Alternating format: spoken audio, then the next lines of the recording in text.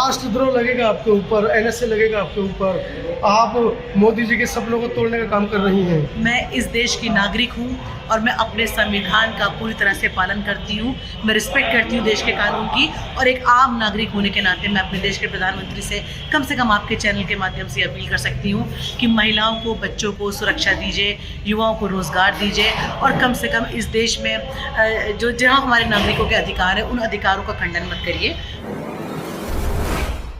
विश्व रत्न बाबा साहब डॉक्टर अम्बेडकर जी का कल महापरिनिर्वाण दिवस लोग मना रहे हैं। आज पूर्व संध्या पर लखनऊ में हूँ और मेरे साथ ईस्मा जी हैं। ईस्मा जी से चर्चा करेंगे। आज पूर्व संध्या पर जो कार्यक्रम हुआ है, उन्होंने भी अपना वक्तव्य दिया है। ईस्मा जी, पहले आपका स्वागत है। धन्यवाद। आपके सभी दर्शकों को मेरी तरफ से नमस्कार। और ईस्मा जी, जिस तरीके से वर्तमान में केंद्र सरकार का रवैया है, उनका जो रुख है, और खासकर महिलाओं को लेकर वो कह रहे हैं कि बेटी पढ़ाओ बेटी बचाओ, और वहीं दूसरी तरफ मीडिया में खबरें बिल्कुल ख़त्म हैं। लेकिन सोशल मीडिया लगातार दिखा रहा है कि 3 साल से लेकर 80 साल तक की महिला के साथ में जिस तरीके से संवेदनशील जो मुद्दे हैं, उनको कहीं ना कहीं दरकिनार करते हुए लोग लगातार शोषण कर रहे हैं। ऐसे में इसमें आपका क्या कहना है? देखिए, मुझे बहुत अच्छा लगा, आपने एक बहुत ही सेंसिटिव क्वेश्चन पुटअप किया। मैं खुद एक महिला हूँ और महिलाओं के मुद्दे पे आवाज़ उठाती हूँ। आज अगर आप देखें तो अगर सबसे ज़्यादा अगर किसी का दमन हो तो महिला है। जी जी। जहाँ पे सुरक्षा तो बहुत बड़ी बात है, जो हमारे परिवारों में भी हमारे साथ हिंसा होती है, उस पर भी ये प्रशासन सुनने को तैयार नहीं होता है। किसी तरह की प्रॉपर इंक्वायरी सेटअप्स नहीं होती है। जो बलात्कार पीड़ित बच्चियाँ हैं या महिलाएं हैं, जब वो खुद थाने में जाती हैं या जब वो खुद इस चीज़ की गुहार लगाती हैं, तो बजाय उनको सपोर्ट करने के ऑलरेडी और उनको बहुत ज़्यादा प्रताड़ित किया जाता है, टॉर्चर किया जाता है। इस तरह की शिकायतें बहुत सारी हैं, हज़ारों में नहीं लाखों में हैं।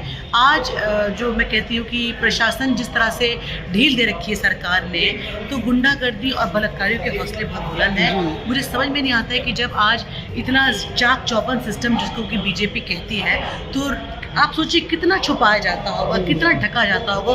तो भी आप पेपर पढ़ें, आप अगर थोड़े से भी जागरूक हैं, अगर आप यूट्यूब के चैनल्स को देखें या आप सोशल मीडिया को देखें, तो आपको एक नहीं, आपको कई 100 बच्चियों के बलात्कारों के मामले दिखाई देते हैं। तो ये बहुत एक चिंता का विषय है कि आज वो बेटियां, वो महिलाएं, जो काम करने वाली महिलाएं अपने वर्किंग प्लेस पर सुरक्षित नहीं है, घरों में रहने वाली महिलाएं अपने मोहल्ले के लोगों से सुरक्षित नहीं, काम करने वाले सुरक्षित, क्योंकि आज कहीं ना कहीं जनता को ये पता चल गया है, लोगों को, गुंडों को, कि हाँ, ये सरकार उनको सपोर्ट करती है। जी।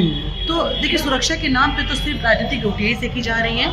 भारत जो है आज इस सेंसिटिव, यूनिसेफ में भी ये चर्चा उठी थी, वर्ल्ड वाइड इस पर डिस्कशन हुआ है कि जो एक डिस्क्रिमिनेशन है महिलाओं के साथ, चाहे वो कोई भी आपकी फील्ड हो, या फिर महिलाओं को जिस तरीके से राजनीति में भी मैं देखूँ, अगर बहुत सारी ऐसी पार्टियां हैं, तो मैं कह सकती हूँ कि बहुत सारा दमन उनका वहाँ पर भी होता है।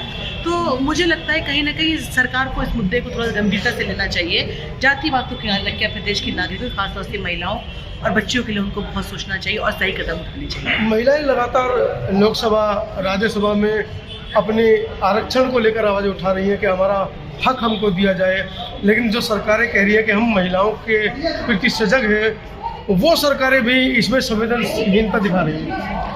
देखिए, सरकार कहती है कि सरकार कदम उठा रही है। आप खुद ही देख लीजिए कि कितनी महिलाएं, मैं इन्हीं की पार्टी की अगर बात करूं बीजेपी की, तो कितनी महिलाओं को आप आगे बढ़ाते हो, कितनी महिलाओं को आप संसद जाने देते हो, कितनी महिलाओं को आप विधानसभा जाने देते हो, तो महिलाएं अपनी आवाज़ उठाएंगी कैसे? बल्कि मैं अगर आम आदमी पार्टी की बात करूँ, तो आज भी आप कार्यक्रम में देखिए, हमारा कार्यक्रम चल रहा है नॉट बिकॉज कि मैं आम आदमी पार्टी की, मैंने हमेशा देखा है कि चाहे वो छात्राएँ हों, स्टूडेंट्स हों, नर्सेज हों, डॉक्टर्स हों, कहीं के भी एम्प्लॉयज़ हों, हमेशा महिलाएं जो है वो आगे बढ़ चढ़ के हिस्सा लेती हैं इस पार्टी के थ्रू। तो ये जो आप बार बार एक मुझे बहुत अच्छी बात कह रहे हैं कि शोषण की बात कर रहे हैं, सबसे पहले तो महिलाओं को उनका उचित स्थान दीजिए। जब महिलाओं को उचित, और शिक्षा, जब आप छोटी बच्चियों को बजाय शिक्षा देने के 29,000, 30,000, 50,000 स्कूलों को बंद करते हैं, तो आप कैसे कह सकते हैं कि आप महिलाओं के उत्थान की बात करते हैं, आप उनकी सुरक्षा की बात करते हैं? बिना शिक्षा के महिला क्या, पुरुष जीरो है, पुरुष बेकार है। तो आज मैं कह सकती हूँ कि आज 21वीं सदी में अगर हम शिक्षा के लिए लड़ रहे हैं, आज अगर अपनी बेटियों को पढ़ाने के लिए लड़ रहे हैं, तो मैं सवाल क्या पूछना चाहती हूँ कि आप किस नारी सशक्तिकरण की बात करते हैं? नारी को सुरक्षा आपसे नहीं, नारी को सुरक्षित खुद रहना है, तो आप उसी नारी को मजबूत करिए ना। कहीं शिक्षा देके, कहीं अच्छे संस्थानों में उनको काम देके, राजनीति में उनको स्थान देके। आप शिक्षा की बात करिए, लाखों सरकारी स्कूल बंद कर दिए गए हैं, जिससे कि इस देश का जो गरीब तबका है वो शोषण का शिकार हो जाए, शिक्षा उसको ना मिल पाए। देखिए, सरकार को बहुत अच्छी तरह से पता है कि शिक्षा ही एक वो हथियार है जिससे कि आप किसी भी क्षेत्र में जाके या किसी भी लड़ाई को लड़के जीत सकते हैं। तो इसलिए उन्होंने भी बहुत सर्वे करे हैं, उन्होंने बड़ी इस पर रिसर्च करी है कि कैसे कमज़ोर किया जाए इस वर्ग को, जो अब मजबूती से आगे आने लगा है। आप देखिए, तो अब मैं बड़ा थैंकफुल हूँ मीडिया का, और बड़ा थैंकफुल हूँ मैं उन चैनल्स का जो सड़कों पे आंदोलनों को दिखाते हैं, चाहे वो स्टूडेंट्स हों, बड़े सारे युवा आप देखिए सड़कों पे आज पुलिस की लाठियाँ खा रहे हैं, यहाँ तक कि इतनी बुरी तरह से उनको मारा गया कि हत्याएं भी उन जिन्होंने नौकरियाँ मांगी हैं, जिन्होंने अच्छे स्कूलों में एडमिशन्स मांगे, उनकी आवाज़ को दबाने के लिए। तो जितना प्रयास सबसे ज़्यादा शिक्षा का करना चाहिए, जिस देश में शिक्षा का स्तर इतना गिर गया हो कि जिन स्कूलों में बच्चे पढ़ने जाते हैं वो बिल्डिंग्स गिर रही हैं, जिन स्कूलों में माँ बाप अपने प्यारे प्यारे 2-3 साल के बच्चों को भेजते हैं, वहाँ पे कॉरिडोर्स में सांप निकलने हैं, तो ये सरकार क्या पढ़ाएगी, क्या शिक्षा बच्चों को? विश्व गुरु बन रहे हैं मैडम, विश्व गुरु बन रहे हैं। देखिए, आप अपने कार्यालय में बैठ के, आप अपने चैनल्स के सामने बैठ के अपने आप को खुशी बता सकते हैं, लेकिन सच्चाई तो ये है कि विश्व गुरु बनने के अभी हम पहली सीढ़ी पर भी नहीं है। अखंड भारत बना रहे मैडम। देखिए, अखंड भारत आप कह सकते हैं, आप विश्व गुरु कह सकते हैं, लेकिन अगर आप ज़मीनी हकीकत पे आके देखें तो आज इस देश में किसान लड़ रहा है, इस देश में महिलाएं अपने सुरक्षा के लिए लड़ रही हैं, बच्चे शिक्षा के लिए लड़ रहे हैं, युवा रोजगार के लिए लड़ रहे हैं, और आम नागरिक सड़क पे सुरक्षित जानवरों से और गाड़ियों से बचने के लिए लड़ रहा है। इस तरह से माता है मैडम, माता है, गाय माता है। देखिए, गाय माता है, गाय हमारे लिए बहुत सम्मानित है, तो गाय को आप शेल्टर्स में रखिए। जो माताएं सड़कों पे एक्सीडेंट होकर मर रही हैं, आप उनको अच्छी सुरक्षा प्रदान करिए। कम से कम उनके, अगर वो सड़क पे आपकी हमारी माता का कहीं पे एक्सीडेंट होता है, गाय मुझे घायल दिखाती, तो वहीं पे मैं देखती हूँ मेरे खुद के इलाके में एक गाय का एक्सीडेंट हुआ और वो 10-15 दिन में सड़कें मर गई।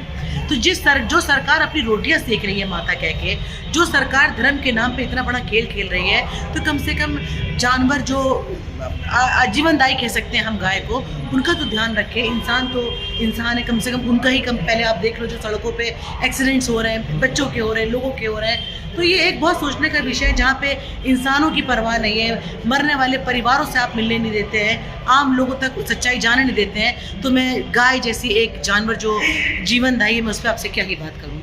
मैडम, हिंदू राष्ट्र का सपना पूरा नहीं होने देंगे आप मोदी जी का? मेरी मोदी जी से एक ही हाथ जोड़ के अपील है कि आप एक शिक्षित राष्ट्र का सपना देखिए।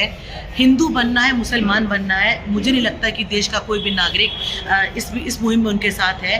देश का हर व्यक्ति, हर बच्चा उनको यही सोच के चुनता है कि हम एक सुरक्षित देश में रहेंगे, एक ऐसे समाज में रहेंगे जहाँ पे रोटी कपड़ा मकान एक हम उम्मीद करते हैं अपने देश के प्रधानमंत्री से। मुस्लिम विहीन राष्ट्र बनाना है उनको।